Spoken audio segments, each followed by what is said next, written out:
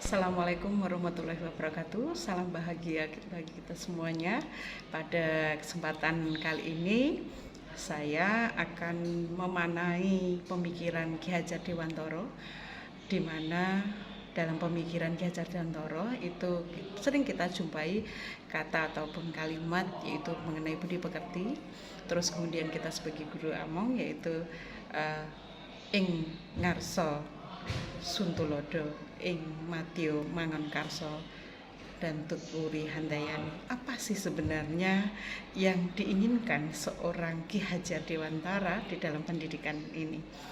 Dimana kalau kita berbicara tentang ing ngarsa Suntulodo, kita diharapkan sebagai pendidik itu bisa menjadi tauladan sebagai contoh dimana kepada anak didik kita untuk masa depannya, sehingga kita sebagai pendidik harus bersikap yang baik yang bisa menjadi suri tauladan. Ing Matio Mangun Karso, dimana kita adalah sebagai seorang pendidik sebagai penyemangat siswa untuk membantu mereka memotivasi untuk masa depannya. Terus kemudian ing Tuturi Handayani itu adalah merupakan kita ada sebagai pendorong, yang dimana pendorong untuk masa depan anak kita harus dorong terus, diberikan semangat, terus kemudian kita harus banyak sekali memberikan motivasi-motivasi pada anak-anak didik kita. Di mana dalam pendidikan saat ini Ki Hajar Dewantara adalah pendidikan itu memandang anak itu dengan rasa hormat. Bagaimana seorang pendidik dan juga pendidikan itu memandang anak dengan rasa hormat. Sangat luar biasa di dalam pemikiran Ki Hajar Dewantara ini. Menurut Ki Hajar Dewantara, pengajaran dan pendidikan ini dalam pengertian konteksnya itu bisa dipandang ada suatu hal yang sangat berguna dalam kehidupan bersama, di mana pendidikan itu adalah menjadi ruang berlatih dan tumbuh nilai-nilai kemanusiaan yang ada di yang harus kita teruskan dan kita wariskan, itu pendidikan. Sehingga pendidikan ini intinya bahwa kita berkewajiban sebagai seorang pendidik itu juga bisa mewariskan apa yang kita berikan kepada anak-anak, ilmu, pengetahuan, keterampilan, dan juga kita mengantarkan anak-anak budi pekerti yang baik.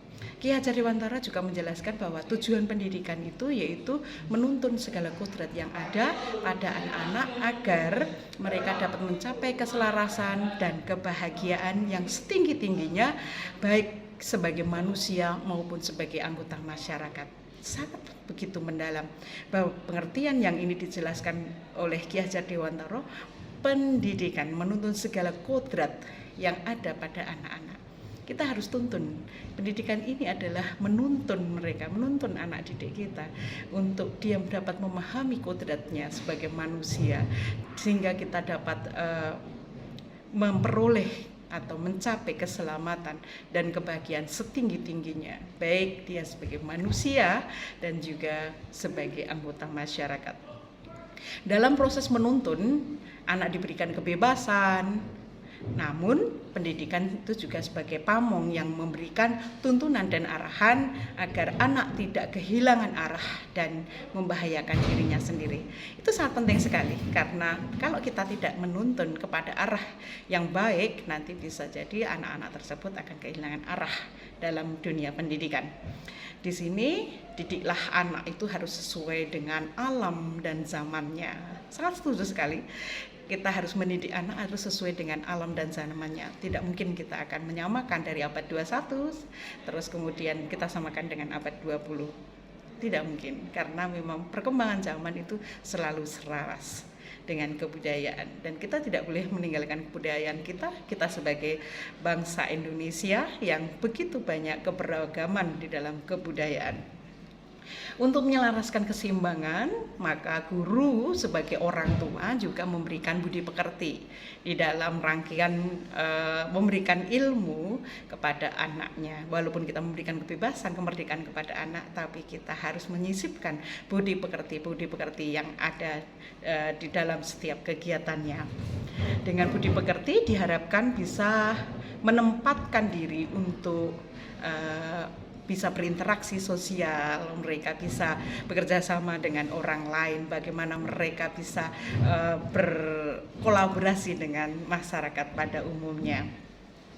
Nah, sebagai pendidik, hendaklah mendidik anak itu bisa mencapai kekuatan kodratnya. Bagaimana kita mendidik itu bisa mencapai kekuatan kodratnya? Cari anak tersebut untuk memberikan kontribusi bagaimana kodratnya sebagai manusia. Artinya bahwa cara belajar dan berinteraksi murid ini harus kita bisa menyesuaikan diri dengan zaman dan alamnya.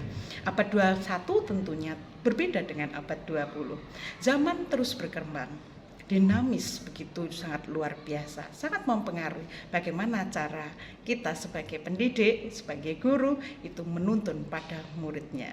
Demikian yang saya sampaikan untuk refleksi pada saat ini, mudah-mudahan dapat berguna untuk bagi kita semuanya. Salam selalu bahagia.